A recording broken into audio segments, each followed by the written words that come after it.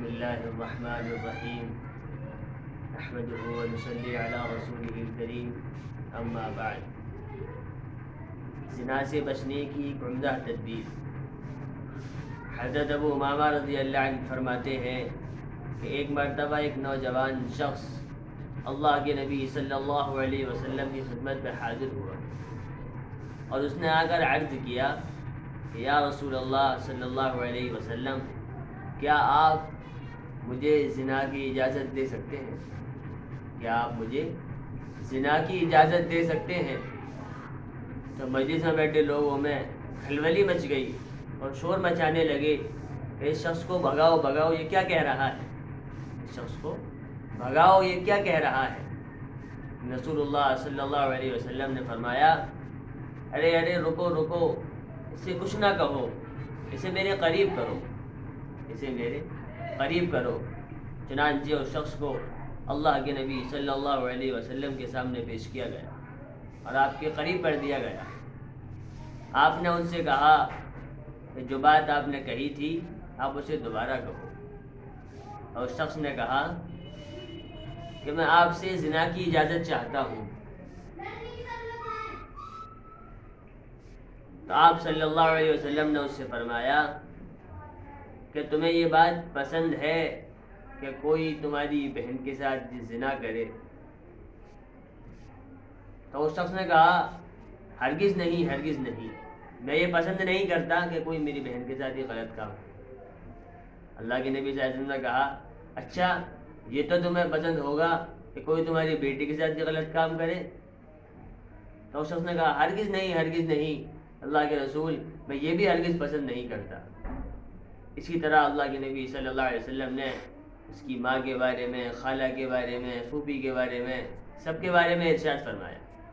تو اس شخص نے یہی کہا کہ میں ہرگز اس بات کو پسند نہیں کروں گا کہ کوئی میری ماں کے ساتھ یا میری بیٹی کے ساتھ یا میری بہن کے ساتھ یا پھوپھی کے ساتھ یا خالہ کے ساتھ یہ غلط کام کرے، یعنی زنا کرے۔ تو اللہ کے حبیب صلی اللہ علیہ وسلم نے فرمایا، تو یہ بتاؤ کہ کوئی شخص کس طریقے سے اپنی ماں کے ساتھ یا اپنی بیٹی کے ساتھ یا اپنی بہن کے ساتھ اس کام کو کروانے کے لیے تیار ہو سکتا ہے؟ یعنی کہ آپ جس کے ساتھ یہ غلط کام کرو گے وہ بھی تو کسی کی بیٹی ہوگی، وہ بھی کسی کی بہن ہوگی، یا وہ بھی کسی کی ماں ہوگی، وہ بھی کسی کی خالہ یا پھوپھی ہوگی۔ اور شخص نے کہا، اللہ کے نبی صلی اللہ علیہ وسلم، آپ نے بالکل صحیح فرمایا، یہ بات تو ٹھیک ہے کہ وہ کسی کی بہن یا بیٹی ہوگی، جس طریقے سے میں اپنے لیے پسند نہیں کرتا کہ میری ماں کے ساتھ یا میری بہن کے ساتھ کوئی غلط کام کرے، اسی طریقے سے کوئی دوسرا شخص بھی پسند نہیں کرے۔ تو اس شخص نے کہا کہ اللہ کے نبی صلی اللہ علیہ وسلم، آپ میرے لیے دعا فرما دیں تاکہ میں اس غلط کام سے باز آ جاؤں۔ آپ میرے لیے دعا فرما دیں تاکہ میں اس غلط کام سے باز آ جاؤں۔ چنانچہ اللہ کے نبی صلی اللہ علیہ وسلم نے اس شخص کے لیے دعا فرمائی کہ یا اللہ، اس شخص کے دل کو صاف فرما، اس کی نگاہوں کی حفاظت فرما، اس کی شرمگاہ کی حفاظت فرما۔ راوی فرماتے ہیں کہ اس دن کے بعد سے اس شخص کو کسی غلط کام میں نہیں دیکھا گیا کہ اس شخص کی نگاہ کسی غیر محرم کی طرف اٹھتی ہی نہ تھی، اس شخص کی نگاہ کسی غیر محرم کی طرف اٹھتی ہی نہ تھی۔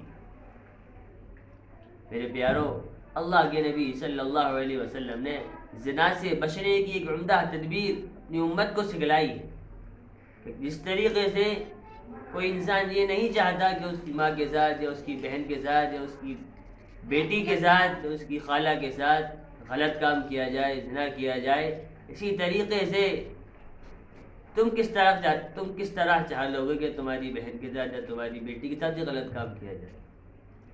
اس لیے اللہ کے نبی صلی اللہ علیہ وسلم اپنی امت کو ہر تعلیم دے کے چلے گئے، سب کچھ سکھلا کے چلے گئے۔ اللہ تعالیٰ سے دعا ہے انسان کو اپنی غلطیوں سے بچنے کی فکر کرنی چاہیے کہ ہم سے کوئی غلط کام ایسا نہ ہو جائے کہ جس کی وجہ سے ہمیں شرمندہ ہونا پڑے۔ اس لیے ہمیشہ اپنے بارے میں فکر مند رہنا چاہیے اور لوگوں کے بارے میں ہی فکر مند ہونا چاہیے، اور اللہ سے دعا بھی کرتے رہنا چاہیے کہ اللہ تعالیٰ ہم سب کی ان غلط کاموں سے حفاظت فرمائے اور سب لوگ اسی طریقے سے دعا کرا کریں کہ اللہ تعالیٰ ہماری بھی اور پوری امت مسلمہ کی حفاظت فرمائے. آمین.